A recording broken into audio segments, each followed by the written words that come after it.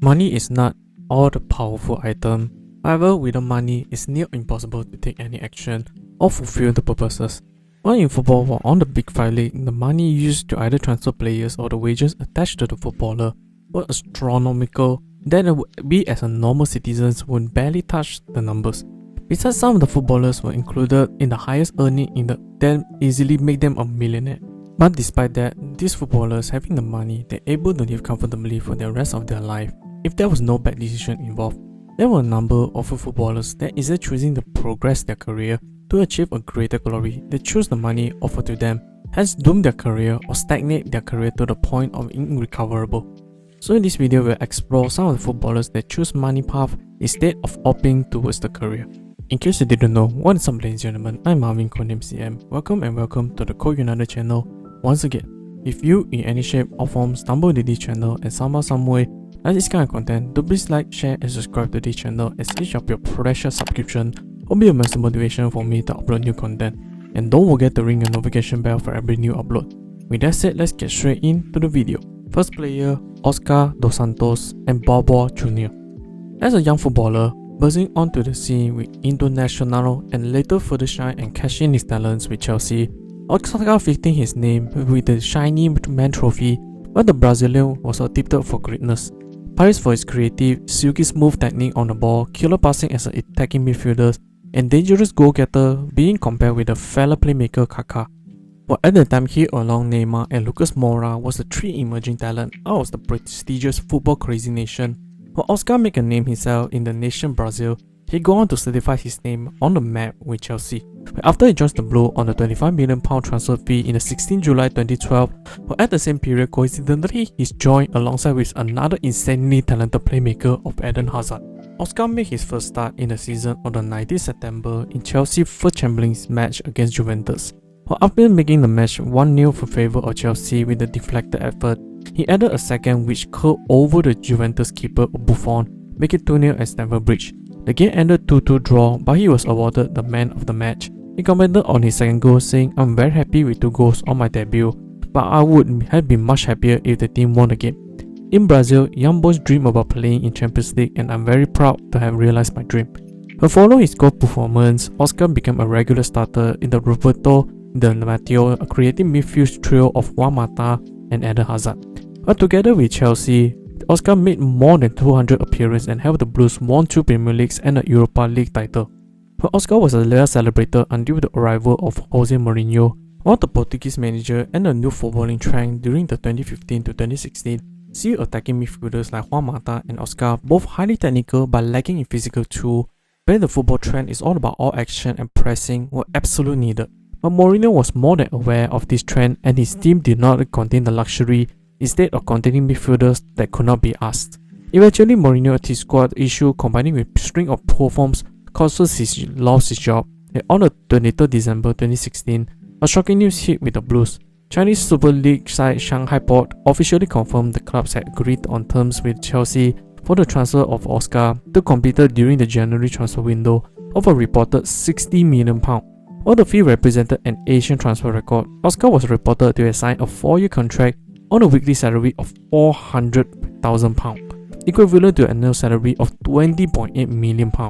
The contract placed Oscar among the highest paid footballers in the world, and only during his 4-year tenure with the club. But after signing with his Shanghai SIPG, Oscar revealed that various European clubs were interested in signing him, but decided to play in China as China has incredible financial power and sometimes makes the offer that players just could not refuse. "We did not have anything, this is the fruit of my work. And when I earn this, it is because I conquered it. The same way I came here.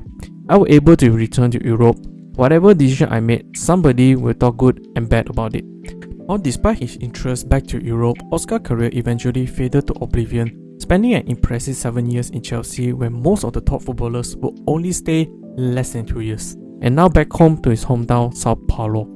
Our second player, Alex Song, a rather forgotten name during the Barclays Premier League era, especially during the Arsene Wenger tenure, starting his career at Bastia youth team, then making a number of appearances with the League One club. While in the French club, Song had established himself as a highly versatile player, capable of playing as a centre-back while was deployed as a defensive midfielder, where he found the most success, including attracting many clubs for his signature. But during his time in Bastia, he attracted attention from numerous clubs including Inter Milan, Juventus, Man Utd, Lyon and Middlesbrough. But unwilling to sell his prized asset, Bastia agreed to loan him to the Gunners for one season only in 2005, but despite being linked heavily with Lyon, he was sold to Arsenal for £1 million transfer fee. While in Arsenal, despite his talent, he was not really used frequently until 2008, where he made his name known and obtained a breakthrough within the Arsenal first team. Featured along with playmaker Cesc Fabregas, the Cameroon international had displayed hardworking, strong in the air, comfortable with the ball, and mostly responsible in the defensive work, shield above the defensive line and playmaking from deeper position. While in the 2011-12 season was a representative season for Song, and with the departure of Cesc Fabregas to Barcelona, Song was assigned to provide the assist for the club along with Aaron Ramsey. Song forms a daily partnership with Robin van Persie, where his accurate long passing, combining with RVP famed running in behind, make a best recipe for disaster, but not for Arsenal.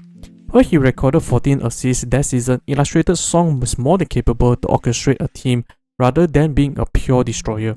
However, in the 2012 off-season, when Barcelona came knocking his door, offering double his wages, everything changes for him. Well, on the 20th August 2012, Song signed a 5-year contract with Barcelona on a $50 million transfer fee. Despite the presence of the best midfield throw in history, Xavi, Iniesta and Busquets, meant Song will not be seeing many minutes on the pitch, and he went on to appear just 39 appearances for Barcelona and soon be a subject for Barcelona's serial transfer. By footballing his spells at West Ham and Ruben Kazan, Song did not recover his career. And regarding his move to Catalan, he quoted saying, "When Barcelona offered me a contract and see how much I would earn, I didn't even think twice. I felt my wife and children should have been comfortable, at least once my career is over. I met the Barcelona sporting director and he told me I would not be playing many games, but I didn't care.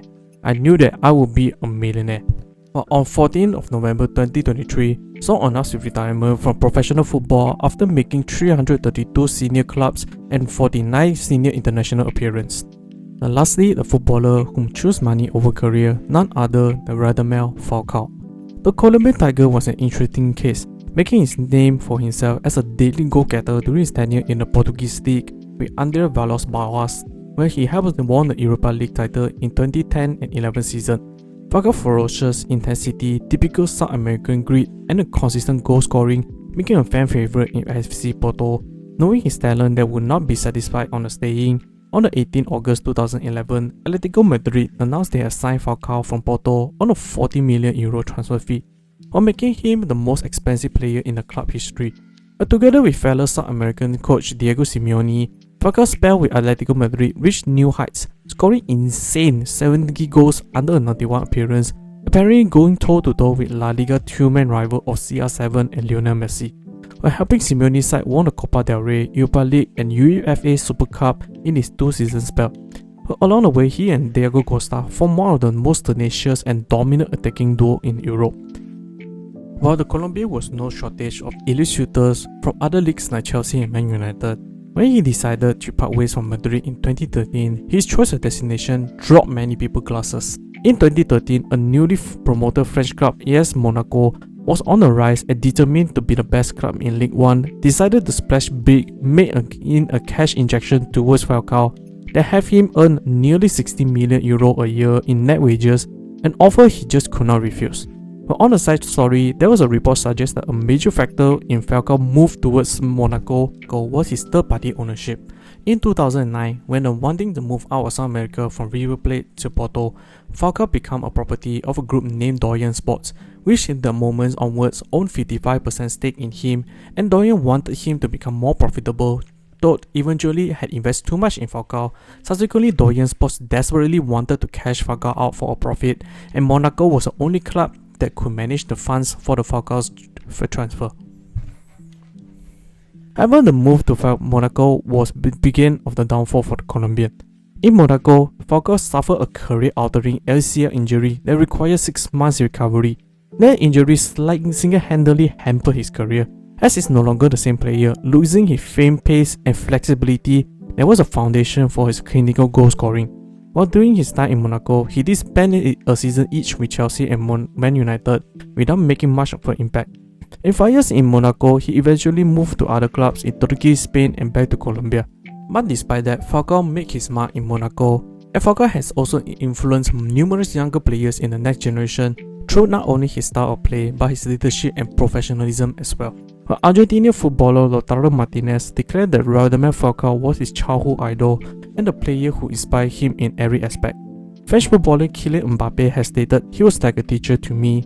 He was someone who always wanted to score, but he left me the space to express myself. I think I'm the luckiest player in our squad because I am at the start of my career and get to play along a top striker like Radamel. He's made his mark on the history of the game and scored a huge number of goals." But Mbappe, after playing with Falcao, will go on become one of the best players and the forwards in the world. That's the end of the video. What do you guys think? Do you find it interesting for this footballer, despite having earned so much money in the top flight leagues, yet choose a bigger money than move instead of career progression? Or do you have other footballers in mind?